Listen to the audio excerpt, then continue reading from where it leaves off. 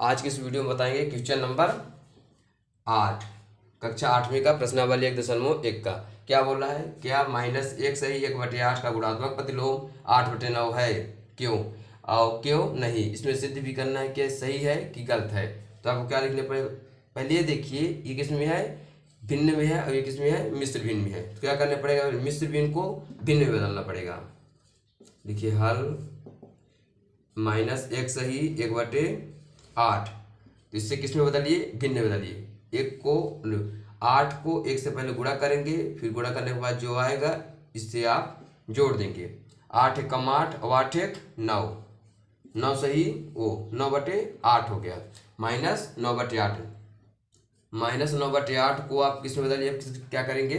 -9/8 का गुणात्मक प्रतिलोम, गुणात्मक प्रतिलोम, गुणात्मक प्रतिलोम क्या होगा?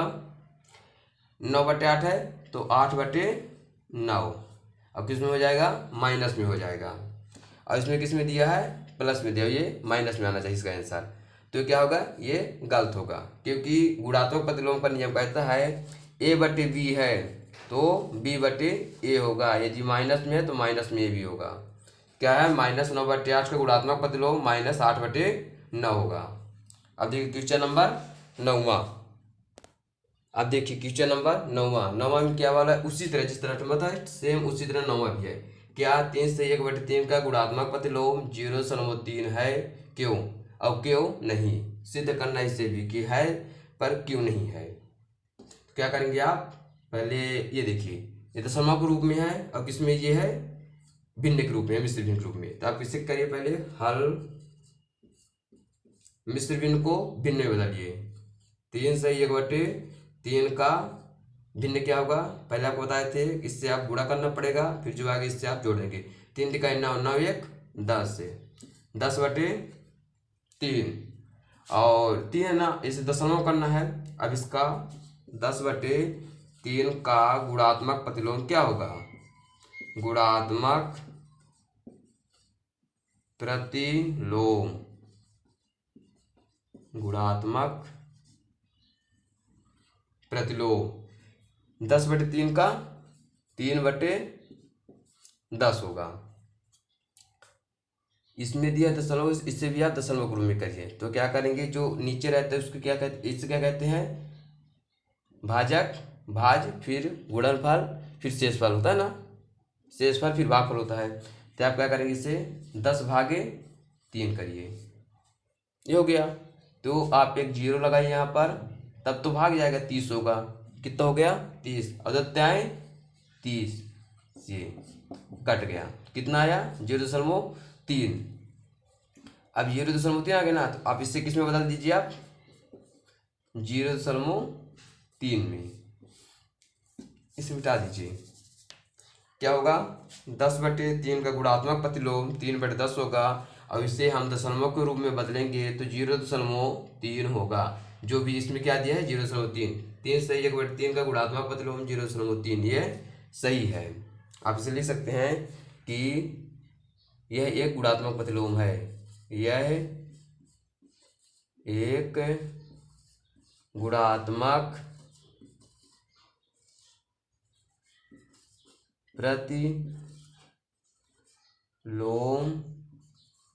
है। या फिर आप लिख सकते हैं, जो विकल्पिक में टिक करने के लिए आया तो बोलेंगे हाँ। क्या करेंगे? हाँ सही का चिन्ह। यदि मतलब खाली स्थान या विकल्पिक में है, सत्ता सत्य में है, तब की बात है। आप क्या करेंगे? टिक, सही का टिक रहेगा। और जो पहले में बताएंगे वो क्या होगा? गलत होगा। आप यहाँ पर डालिए, आता है। 8वां हो गया, 9वां हो गया। अब कौन सा क्वेश्चन बचा है? 10वां। 10 से 10वां में क्या लिखा है?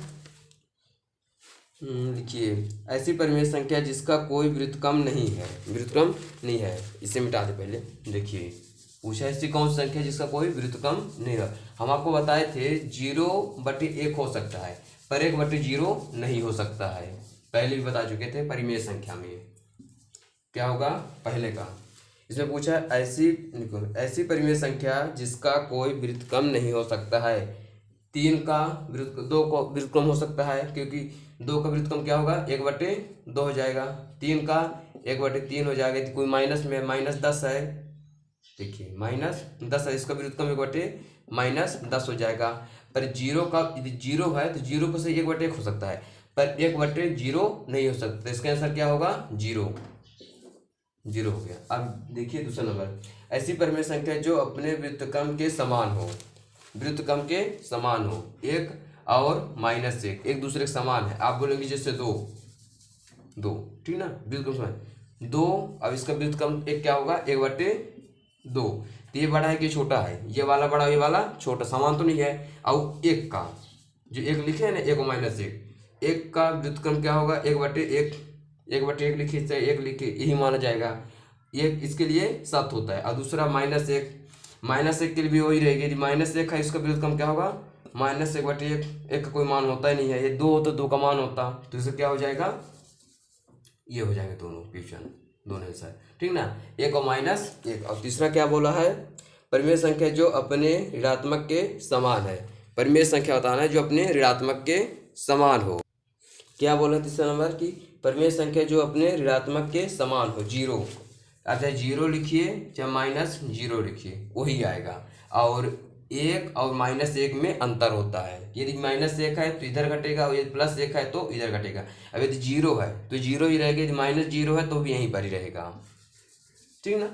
3 की वो 10 नंबर का पहला बताया था। पहला क्या होगा, कोई संख्या जिसका व्युत्क्रम नहीं हो सकता है, पहले को हो जाएगा 0, और दूसरे को हो जाएगा 1, -1, और तीसरे को हो जाएगा, तीसरे की परिमेय संख्या जो अपने ऋणात्मक के समान नहीं है, 0, ठीक। तीनों को हो गया 10वां नंबर का। अब देखिए 11 नंबर क्या बोलता है, शून्य का व्युत्क्रम होगा, शून्य का व्युत्क्रम है, शून्य का व्युत्क्रम क्या होगा, शून्य ही होगा। शून्य का व्युत्क्रम नहीं होगा। यदि शून्य का मान लीजिए, शून्य के 1/, ये है, इसका क्या होगा, 1/0, जो सत्य नहीं होता है, इसलिए इसका कोई व्युत्क्रम नहीं है। आप लिखते भी जाइए, 11वां नंबर का पहला नहीं। 12वां में क्या बोला है, दूसरा नंबर, संख्या तथा स्वयं के व्युत्क्रम है। 1 और -1 स्वयं के व्युत्क्रम होते हैं। यदि 1 है इसका व्युत्क्रम 1 ही होगा, यदि -1 है इसका भी व्युत्क्रम -1 होगा। दूसरे क्या होगा, दूसरा नंबर, दूसरे को 1 और -1।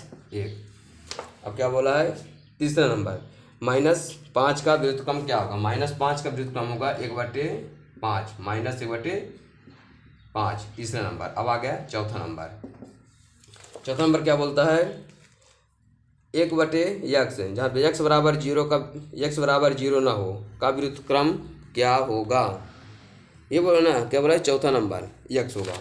देखिए ये क्या बोले, पहले यहाँ पर आप समझ लीजिए, 1/x का व्युत्क्रम क्या होगा, पर x का मान कभी 0 नहीं रखना है आपको।